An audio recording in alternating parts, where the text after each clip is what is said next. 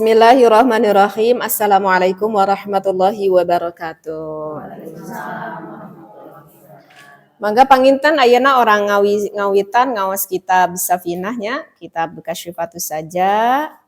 Nu mana ieu matana teh karangan Syekh Salim bin Sumer. Upami tengahna syarahna ieu karangan Syekh Nawawi Al-Bantani. Mangga didaresela Ibu sasarengan.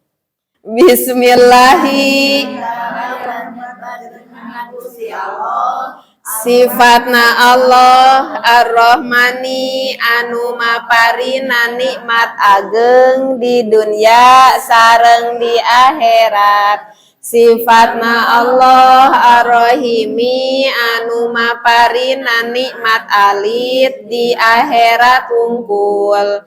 Alhamdulillah ari sadaya jenis puji anu opat eta lillahi tetep kagungan Gusti Allah. Sifatna Allah Rabbil Alamina anu mangeranan sadaya alam. Wabihi sareng ka Gusti Allah nasta'inu nyungkeun pitulung abdi sadaya ala umuri dunia kana pirang-pirang perkara dunia wadini sareng agama wa sallallahu sareng muga maparinan rahmat Gusti Allah wasalama sareng kasalamatan ala sayyidina Muhammadin ka Kangjeng Nabi Muhammad sallallahu alaihi wasallam. Bismillahirrahmanirrahim. Nah, ini adalah kitab Safinah ya. Kitab Safinah ini banyak sekali di dalamnya itu pengkajian kitab fikih yang menerangkan akan ibadah kita keseharian. Kenapa sih setiap kita mengaji kitab selalu diawali dengan Bismillahirrahmanirrahim ya Bu ya? Itu kan pertamanya ada Bismillahirrahmanirrahim. Karena apa? Alasannya itu agar berkah. Setiap perkara yang baik itu harus dimulai dengan Bismillah agar berkah. Bisa juga menjadikan alasan dikarenakan kita menuruti misalkan tafaul kepada Al-Quran. Al-Quran pun dimulai dengan lafaz Bismillah, seperti itu. Bismillahi dengan menyebut nama Allah. Dimulai dengan menyebut nama Allah. Ini menandakan berarti kita harus ikhlas kepada Allah. Setiap perkara apa yang kita lakukan harus ikhlas kepada Allah. Apalagi ini adalah ibadah. Sifatnya Allah Ar-Rahman dan Ar-Rahim. Nah, Rahman sama Rahim itu mempunyai kalimat dasar yang sama. Jadi masdarnya sama, itu dari kalimat rahmat gitu.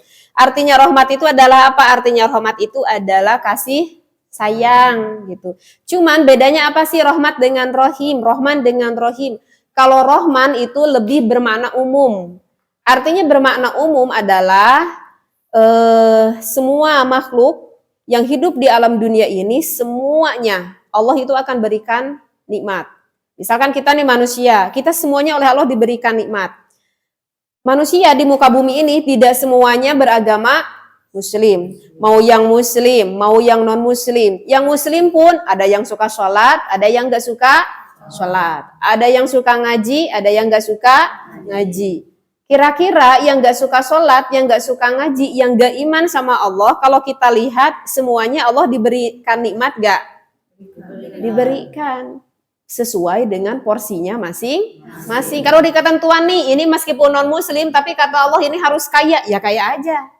Ini yang muslim padahal getol ibadahnya, getol ngajinya, tapi Allah menentukan rizkinya sedikit, ya sedikit aja, udah patokannya gitu. Itu artinya Rahman. Jadi seluruh makhluk yang ada di muka bumi ini semuanya gak ada yang dibedakan. Allah akan berikan kasih sayang sesuai dengan porsi yang telah Allah tentukan. Beda dengan Rahim. Kalau Rahim itu lebih maknanya khusus. Artinya mana khusus ketika nanti kita di akhirat tidak semua orang itu akan mendapatkan kasih sayang dari Allah. Gak semuanya. Artinya tadi sedikit bukan maksudnya sedikit nikmatnya, tetapi sedikit orang yang akan mendapatkan nikmat tersebut. Siapa? Yaitu yang meninggal, ketika meninggalnya membawa keimanan, membawa keislaman. Intinya nama takwa we gitulah ke Allah. Apakah kita ketika nanti meninggal, kita bisa menjamin gak kita meninggal dalam keadaan iman Islam? Nggak tahunya bunya hakikat namanya nggak kan Kak Gusti Allah, nama rahasia Gusti Allah. Jadi itu maknanya Rahman dan maknanya Rahim ya, bisa dipahami ya Bu ya. Nah kira-kira ada nggak nih pembahasan yang ditanyakan nih di dalam Bismillah ini gitu?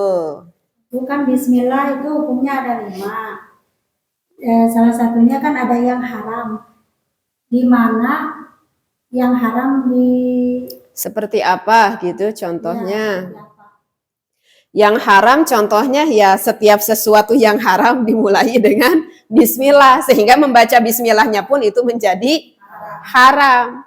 Jadi gini ya Bu, hukumnya membaca kitab Bismillah itu ada 5 nih Bu, hukumnya baca Bismillah. Yang pertama hukumnya baca Bismillah itu adalah wajib. Nah, udah tahu kan wajib. Seperti apa coba sok contohnya yang wajib? Sholat. Dalam sholat kita harus membaca Bismillah. Karena menurut mazhab Imam Syafi'i, Bismillah ayatun minha. Bismillah itu satu ayat dari Al-Fatihah. Dari Al-Fatihah, Bu. Bukan dari Al-Quran, dari Al-Fatihah. Sok naon deui contohna selain tidinya. Sok. Naon deui anu wajib urang kedah maca Bismillah kira-kira naon deui? Kabayang. Makan, enggak makan mata wajib. Mau makan orang emang selalu makan sok ingetan sama macam Bismillah. Kadang. Jadi apa sok? Kira-kira kebayang nggak?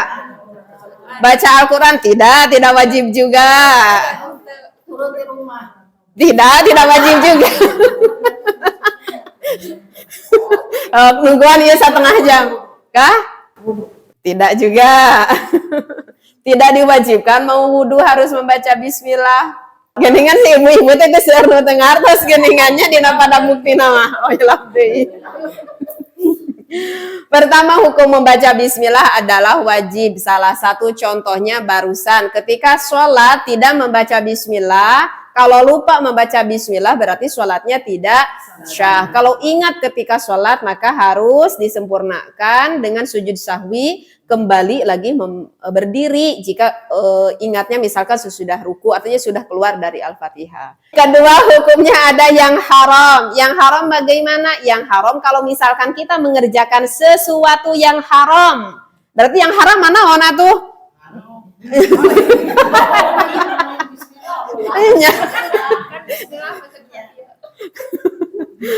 Sugan we maca heula Bismillah teh rek mau teh jadi teu dosa gitu.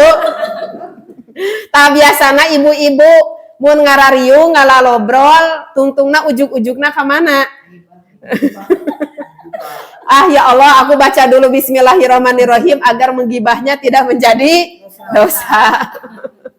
Pokoknya kalau yang haram Bu, setiap sesuatu pekerjaan yang haram, lalu kita memulai dulu Bismillah bukan mendapat berkah. Karena alasannya kenapa diharamkan? Karena alasannya seperti kita sedang memainkan akan hukum tersebut. Jadi diharamkan. Jadi apa? Wae pokok nama yang haram mah gitunya. Tekedah ngawitanku Bismillah. Mun bade mah kunaon? Astagfirullahaladzim. Ya ngobrolkeun batur gitu. Tapi tuluy. Kalau mau ke jamban itu hukumnya bukan haram tetapi makruh. Misalkan kita ke kamar mandi membaca Bismillahirrahmanirrahim, bukan membaca Bismillah ke kamar mandi mah ta'awud, membaca a'udzubillahi minal khubusi atau a'udzubillahi minasyaitonirrajim. Menggunakan kaki kanan kiri ke kamar mandi? Kiri. Kalau keluar dari kamar mandi kanan gitu. Itu mah hukumnya sunnah. Kalau ingat. Gitu ya. Itu yang kedua hukumnya haram. Yang ketiga hukumnya sunnah. Sunnah seperti ya kita barusan mau ngaji, kita dimulai bismillah. Itu sama hukumnya adalah sunnah. Sunnah itu adalah setiap mana perkara yang dikatakan ibadah yang tidak wajib harus membaca bismillah, maka itu hukumnya sunnah. Kita baca bismillah. Ada yang makruh, ya makruh yang contohnya barusan kita ke kamar mandi, bismillah. Kita mau pipis dalam posisi udah jongkok, baca bismillah. Makruh, nggak boleh baca bismillah. Tapi tidak haram juga. Yang terakhir itu hukumnya wenang. Ari anu wenang mah jadi yang keseharian maksudna teh. Keseharian orang non timimiti beunta nepikeun ka peureum. Sok eta urang sok naon. Buka pintu bismillahirrahmanirrahim. Tutup pintu. Piring hiji. Piring dua. Ya. Dina kitab Uqudul Ijen ada satu perempuan tingkatannya sudah waliullah. Kenapa? Karena setiap detiknya hatinya selalu ingat kepada Allah. Jadi mengucapkan bismillah tidak hanya basah di lisan saja, tapi sudah masuk ke dalam hati itu. Ketika buka pintu bismillahirrahmanirrahim, saking ku ingat gitu. Urang mah jangankan masuk ke dalam hati, mendengarkan aja sosok perempuan waliullah setiap hari selalu membaca bismillah, kan urang matos moloho kaget asa teu kabayang urang kedah maca bismillah tuluy itu kan. Ya, gitu. Nah itu hukum dari bismillah, insyaallah paham ya. Sekarang kita lanjutkan lagi. Alhamdulillah segala puji yang 4. Segala puji yang 4 itu apa? Yang pertama itu ada kodim ala kodim. Ingat-ingat kayak ku abi ditaro saurang-saurang. Kedua, kodim ala hadis. Ketiga, hadis ala kodim. Keempat, hadis ala hadis. Pahami aja dulu. Kodim, artinya kodim itu yang mempunyai sifat yang terdahulu. Coba, yang mempunyai sifat yang terdahulu itu siapa? Yang mempunyai sifat terdahulu itu siapa? Hanya Allah. Ada enggak yang lain yang mempunyai sifat terdahulu? Tidak ada. Cuman hanya Allah saja. Allah mempunyai sifat kodim atau bisi tengartos kodim kidam atau ibu kidam atau bisi tengartos kodima. Jadi yang terdahulu huwal awalu wal akhiru wal zahiru wal batin. Awal tidak didahului, akhir tidak ada yang menutupi Allah itu secara zahiriyah dan juga batiniyahnya. Jadi kalau kodim itu siapa? Allah. Ya. Kodim ala kodim berarti memujinya siapa? Allah kepada Allah. Kedua, kodim ala hadis. Berarti memujinya Allah kepada siapa kalau hadis? Kalau hadis itu baru. Yang baru itu siapa yang baru? Yang baru manusia. Semua yang diciptakan oleh itu semuanya baru. Kenapa dikatakan baru? Karena ada yang menciptakan. Berarti gini Bu, yang pertama kodim ala kodim. Berarti memujinya siapa ke siapa? Allah ke Allah. Dua, kodim ala hadis berarti memujinya siapa? Allah ke makhluk atau ke manusia. Ketiga, hadis ala kodim berarti memujinya siapa ke siapa? Hadis ala kodim. Manusia ke Allah. Keempat, hadis ala hadis berarti memujinya siapa? Manusia ke manusia. Secara hakikatnya itu semuanya adalah milik Allah. Makanya alhamdulillah kita akhiri dengan lillah. Jadi kalau kita baca alhamdulillah kan orang apalna teh alhamdulillah teh naon coba hartosna teh muji we urang ka Gusti Allah. Nah, kalau kita udah ngaji itu udah kebayang isi alhamdulillah itu ternyata ada 4. Pertamanya itu adalah memujinya Allah kepada Allah sendiri. Itu misalkan contoh di dalam Al-Qur'an ada inni a'lamu ma la ta'lamun. Misalkan dalam surat Al-Baqarah. Itu adalah sejarah asbabun nuzulnya ketika Allah memerintahkan seluruh yang ada di surga harus menghormat kepada Nabi Adam. Semua malaikat menghormat kepada Nabi Adam kecuali iblis tidak menghormat kepada Nabi Adam gitu. Iblis gak mau hormat kepada Nabi Adam. Kenapa? Karena iblis merasa bahwa aku orang yang paling hebat daripada Nabi Adam. Kata Allah, Nabi Adam nanti di bumi yang akan menjadi pemimpin itu adalah manusia, tapi setan iblis gak terima karena merasa lebih unggul gitu. Cerita pendeknya gini, kata Allah, ini a'lamu ma la ta'lamun. Aku tuh yang lebih tahu akan suatu kemaslahatan daripada kalian semua yang tidak tahu apa-apa. Berarti itu menandakan bahwa Allah memuji kepada siapa? Kepada dirinya dia sendiri. Kedua, qadim ala hadis, memujinya Allah kepada manusia atau kepada makhluk sebetulnya ya, nggak apa-apa, kepada manusia. Menurut logika akal, kira-kira kalau kita memuji itu kepada orang yang kita senangi atau yang tidak disenangi? Yang kita senangi. Allah juga memuji terhadap orang-orang yang disenangi oleh Allah, yaitu orang-orang yang sholih, yang takwa. Kayak kita sekarang sedang ngaji, secara hakikatnya Allah itu sedang memuji kita. Secara hakikatnya, sekali lagi kita sedang ngaji ini, Allah tuh sedang memuji kita. Si ibu-ibu tehnya gergarelis teh gitu, ini keresaan ngaos panas-panas gitu, batur mah gitu. Yang ketiganya hadis ala qadim. Hadis ala qadim berarti memujinya manusia kepada makhluk. Kita suka memujinya manusia kepada Allah. Nah ini kita sedang ngaji, ini adalah salah satu tanda, salah satu bukti kita tuh sedang memuji kepada Allah. Ini juga salah satu tanda. Keempatnya hadis ala hadis, memujinya manusia kepada manusia. Nah ini yang susah, yang keempat.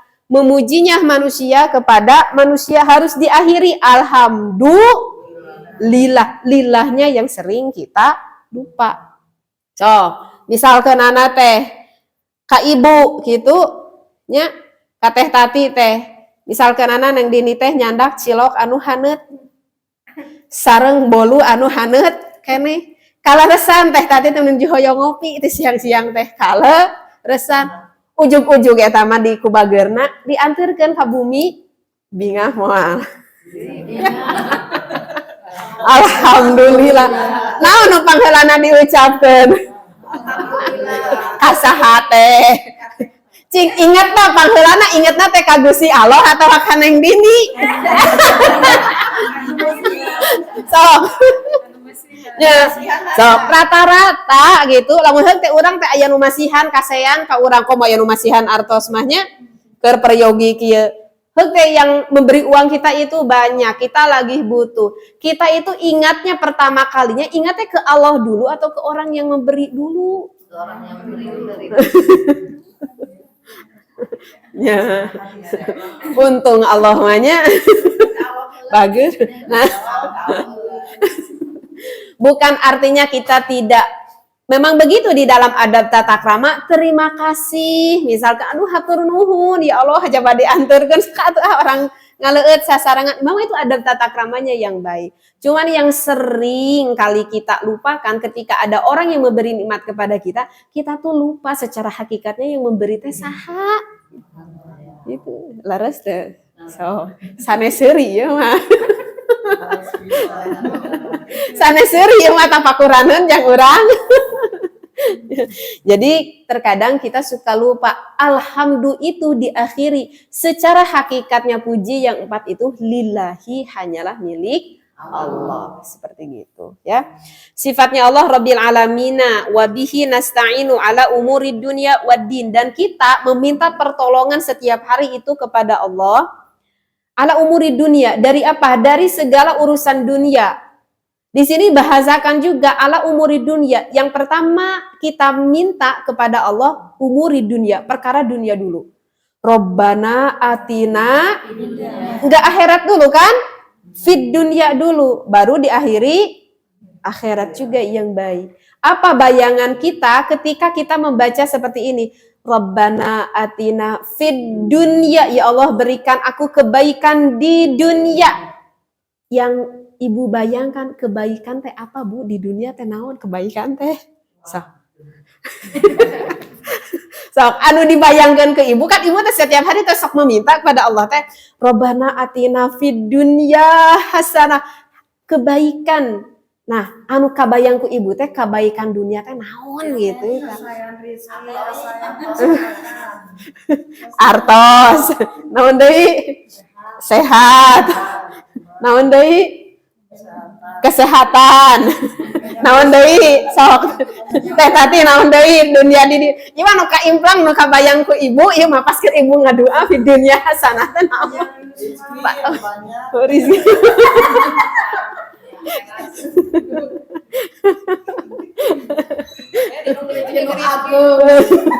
Sagung Panto.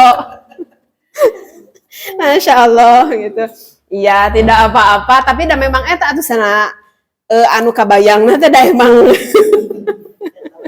eta we nu kabayangna teh urang sadidinten teh nya kesenangannya. Nah, itu sifat manusia teu weleh we hayang naon? Senang. Alim di pasihan susahnya. Jadi ala umuri dunia, kebaikan akan segala perkara dunia. Kebaikan di sini adalah kebaikan yang sesuai menurut Allah, bukan menurut kita. Menurut kita mah hari ieu teh pantesna gitu. Pantesnya hari ini teh aku punya uang teh berapa? Sok ibu-ibu hoyong sabaraha pantesna ayeuna?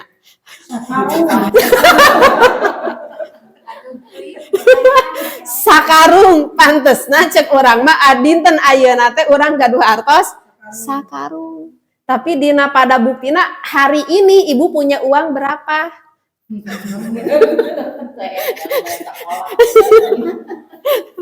Berarti bayangan kita pantasnya hari ini kita punya uang sekarung. Tetapi dilihat di dompet uang kita ternyata cuman ada 50.000 rupiah. Berarti menurut Allah uang 50.000 rupiah itu lebih baik daripada uang sekarung. Jadi Robbana atina fid dunya hasanah teh kebaikan teh ceuk saha atuh ieu teh? Ceuk Gusti Allah. Sanes ceuk ukuran hawa nafsu urang. Ukuran hawa nafsu kita hari ini kita sehat, jag-jag walegjag, kayak umur 17 tahun. Cenghar. Nah buktina urang ayeuna umur tos sabaraha? 50 tos aya anu nyeri tuur. Tos aya nu nyeri tuur, tidak apa-apa. Kita minta kepada Allah kesehatan, tapi secara hakikat geuning agar Allah abdi teh nyeri tuur. Oh, berarti teu naon. Nyeri tuur sing ngajantenkeun kaparat dosa. Jadi Robbana atina fid dunya itu teh kebaikan teh menurut pandangan Allah.